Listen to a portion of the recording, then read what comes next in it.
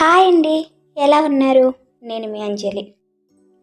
ఇడ్లీలు అనేవి ఇట్లా స్పాంజీగా తెల్లగా మల్లెపూల్లా రావాలంటే ఎలా తయారు చేసుకోవాలో ఇప్పుడు చూసుకుందాం.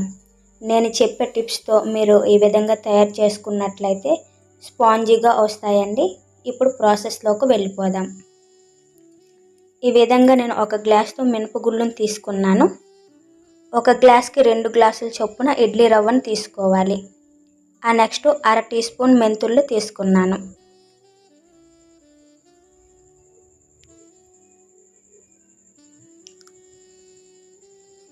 ఇట్లా ఒక బౌల్ తీసుకొని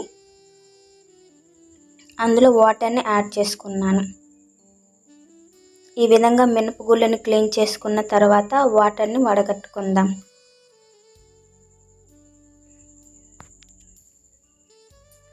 ఇప్పుడు ఇందులో మంచి వాటర్ని వేసుకోవాలి.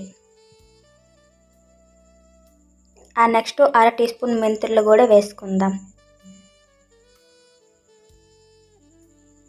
ఇప్పుడు దీన్ని ఒక 4 గంటల పాటు నానబెట్టుకోవాలి. నెక్స్ట్ ఇట్లా బౌల్ తీసుకున్నాను. ఇందులో ఇడ్లీ రవ్వను వేసుకుంటున్నా. మినపగుళ్ళు గ్రైండ్ చేయడానికి 1 గంట ముందు ఈ విధంగా ఇడ్లీ రవ్వని నానబెట్టుకోవాలండి. ఇట్లా వాటర్ని వేసిన తర్వాత ఒకసారి కలుపుకుందాం. ఈ విధంగా కలుపుకొని ఒక 5 మినిట్స్ అట్లా వదిలేస్తే లోపల ఉన్న డస్ట్ అంతా పైకి తేలిపోద్దండి. ఇప్పుడు ఈ వాటర్ని వడగట్టుకోవాలి.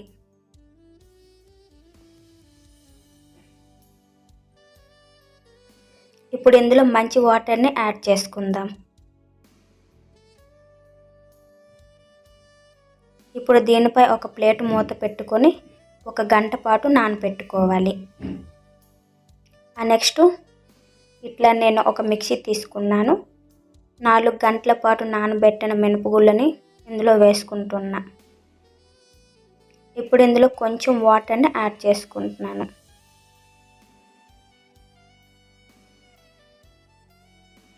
ఇట్లా గ్రైండ్ చేసుకున్న తర్వాత ఒక బౌల్ తీసుకుందాం.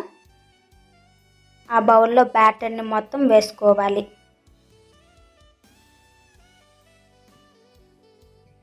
ఈ విధంగా వేసుకున్న తర్వాత ఇప్పుడు ఇందులో 1 గంట పాటు నానబెట్టుకున్న ఇడ్లీ రవ్వను వేసుకుందాం.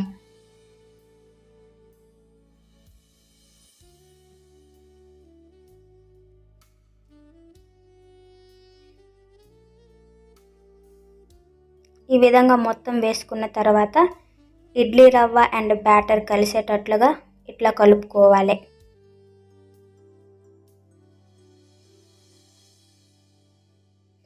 నెక్స్ట్ ఇట్లా పైన ఒక ప్లేట్ మూత పెట్టి 8 గంటల పాటు నానబెట్టుకుందాం. ఇట్లా 8 అవర్స్ అయిపోయిన తర్వాత పైన ఉండే కప్ తీసి చూసుకుందాం. బ్యాటర్ అనేది డబుల్ క్వాంటిటీ అయింది కదండి.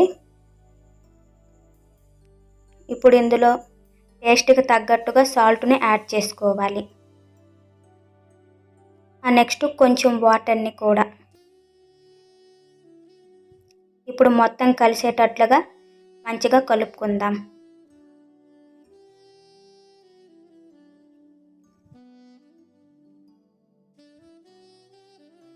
బ్యాటర్ అనేది ఈ కన్సిస్టెన్సీలో ఉండాలండి. అంతవరకు కలుపుతూనే ఉండాలి. నేను ఇడ్లీ అనేది ఇడ్లీ పాత్రలో చేసుకోవట్లేదండి, ఇలా కప్స్లో చేసుకుంటున్నాను. అందుకోసం అనేసి కప్స్కి మొత్తం పట్టేటట్లుగా ఆయిల్ని యాడ్ చేసుకున్నాను. ఇప్పుడు ఇందులో బ్యాటర్ని వేసుకుందాం.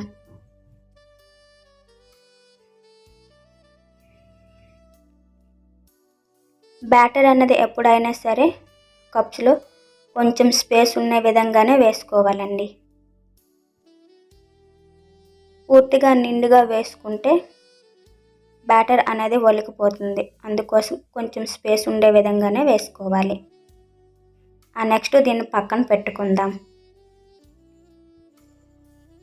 ఇప్పుడు స్టవ్ ఆన్ చేసి ఒక ప్యాన్ని తీసుకుంటున్నాను. ఇందులో కొంచెం వాటర్ని యాడ్ చేసుకుంటున్నాను.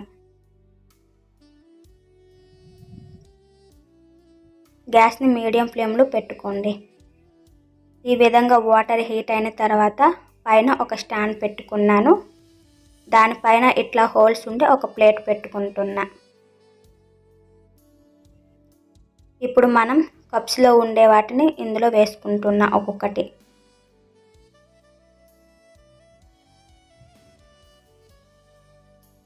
ఇప్పుడు దీనిపై సరిపడేటట్లుగా ఒక ప్లేట్ని మూత పెట్టుకుందాం. ఆవిరి అనేది బయటికి రాకుండా ఉండడం కోసం అనేది దీనిపైన ఇట్లా వాటర్ని పెట్టేసి ఒక ప్లేట్ని పెట్టుకుంటున్నాను. ఇట్లా ఒక 10 మినిట్స్ పోయిన తర్వాత ప్లేట్ తీసి చూసుకుందాం.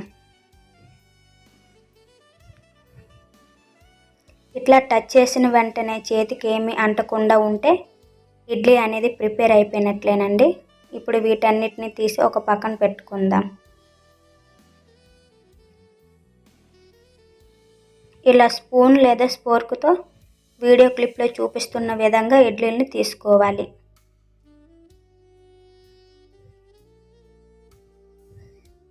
ఈ విధంగా తీసి హాట్ బాక్స్లో వేసుకుంటున్నా.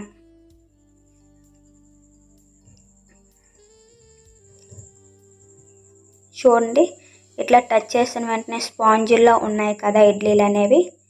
మిగతా బ్యాటర్ని కూడా ఈ విధంగానే చేసుకోవాలి.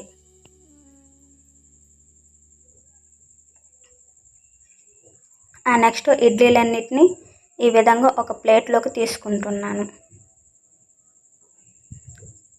కారపొడి, నెక్స్ట్ చట్నీ. ఇప్పుడు తీసి చూసుకుందాం. చూడండి, ఇడ్లీలు అనేవి చాలా స్పాంజీగా ఇంకా వైట్గా వచ్చాయి కదా. నేను చెప్పే విధంగా మీరు కూడా ట్రై చేయండి. స్పాంజీగా అండ్ టేస్టీగా వస్తాయండి. ఇట్లా మీరు కూడా ట్రై చేసి ఎలా ఉందో నాకు కామెంట్లో చెప్పండి. మరిన్ని ఈజీ వంటకాల కోసం నా ఛానల్ని సబ్స్క్రైబ్ చేసుకోండి. Thank you for watching.